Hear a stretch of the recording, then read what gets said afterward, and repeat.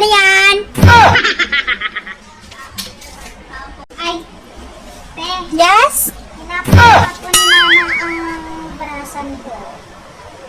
Kasi kung maglalaba po ako ngayon, isang buwan na kasi ninihilit ko na nasa ula yung brasan.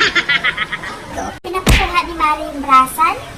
Eh kung kukunin mo to, wala na akong gagamitin na brasan. Paano ba yan? Sabihin mo na lang si mama mo na bumili na lang siya ng bago. Kasi pag kinuha mo ito, wala akong gagamitin. Ha? Kaya nahiniram ko na nga. Ibig sabihin, huwag niyo na kunin. Nabili na lang kayo.